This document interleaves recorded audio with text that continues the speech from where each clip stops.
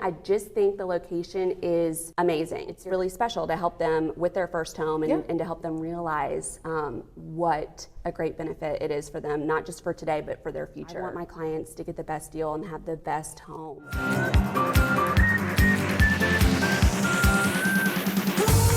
So Ashley, thank you for joining me and Yes. sharing a little bit about your area. Tell me, where are we? We are in McAdenville, North Carolina, what most people know as Christmastown, USA. And why do they call it Christmastown, USA? So for the month of December, December 1st through December 26th, the town lights up with hundreds of trees that have lights strung through them, and it's really a beautiful sight to see.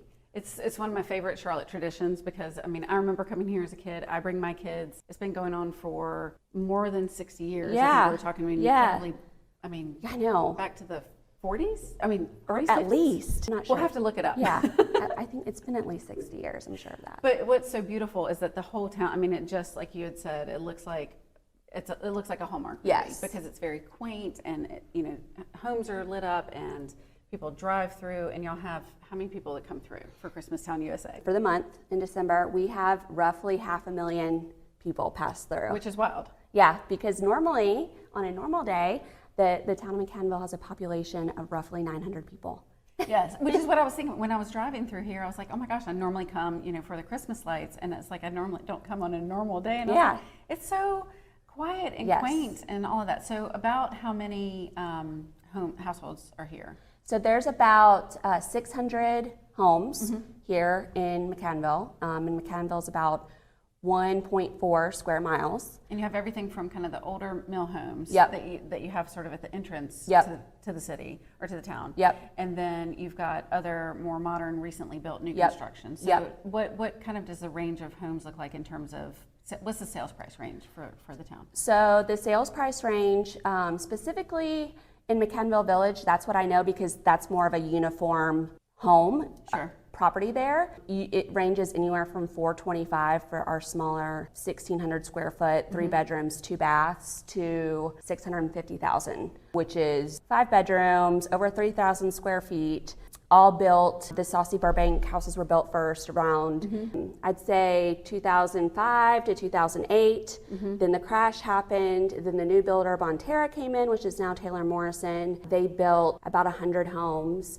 And now we have our final builder, Evans Coghill, which is also got bought out by Keystone, and they're building their last home in here right now. And then we're done. And that's it in McAdenville Village. Yep. And you just don't work and specialize here. You live here. Yes, so I do. What made you choose it? Because you didn't know that it was Christmastown. I did not know it was Christmastown when I moved here. So I stumbled upon this town. The location, I just think the location is amazing. You're very close to 85. You're close to the Charlotte Douglas International Airport. You can be in downtown Charlotte in 25 minutes tops. So I thought the location was really good. I wanted something that was close to the airport. You're also close to things like the Whitewater Center. We have nature trails here. So I wanted some of that classic suburban living, right? Where you have some outdoor things, you have a small downtown like we have with like coffee shops and restaurants that you could walk to. So I really love McAdenville for these things. And I think it's a really unique town in the size of it, what it offers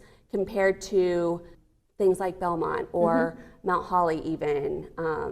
It's smaller, quainter. It's a little more condensed. So you kind of feel a little bit more of kind of the unity of being, from McAdenville or living in McAdenville. And now you became a realtor soon after, well, technically before, but soon after moving here is when you really launched your business. So what drew you to real estate? What do you love about it? I really love the thrill of the hunt on the buy side. I love to find the perfect property for my buyers. I love to negotiate a good deal. I think that there's something really special, especially about helping like a first-time home buyer. I really love the process of educating and the questions. It's really special to help them with their first home and to help them realize what a great benefit it is for them, not just for today, but for their future. Because you also, because not just it's your profession, but you also have a rental property. You own, you own your home and you have a rental property and all that. And I say that it's, a lot of times when people are buying a home, for some people, it's the only time that they have kind of that one-to-one financial counseling on the lending side and the real estate side. Yes. Because it's a big decision. Yes. So it's like, it's more than just like getting the pretty home. Right. Do the numbers make sense? How do they make sense? How are we looking down the road and what's to come? Why is this a good idea? Right. So you're going to buy this house today, and a lot of, you know, my clients have sticker shock, especially in the last, I'd say, 24 months. You know, the prices of homes has skyrocketed year over year, and I have to say, I understand. I want you to think about it in the future, right? Like, this is a long-term play. Think about you're paying down this principal. You're paying down this sales price every month. This is an HGTV. We're not trying to flip it in 3 weeks. Right. Like, you know, it's not meant to be that kind of thing. Yes. It's just, yes. Look at the kind of zoom out versus, but it's very easy to just kind of focus on that. Which kind of leads to, what don't you like about real estate? Some of the things that are hard for me in regards to real estate is these kind of extreme markets that we've experienced.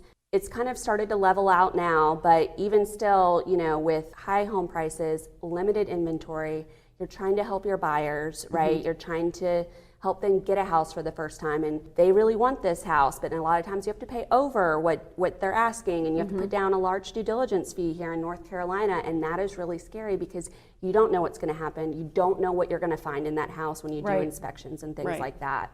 I empathize a lot with my clients, and so like we were saying, it's personal. I want my clients to get the best deal and have the best home they can, and I know that writing this money that you work so hard for, it's a lot. It's a lot to ask. And it's hard when we have those extreme shifts to navigate that, because people are operating off of kind of how the market was, and then the market turns very quickly, and then you have to explain how it is and then navigate that, and it's a whole thing. So to say, what's been one of your most memorable transactions or lessons learned, maybe?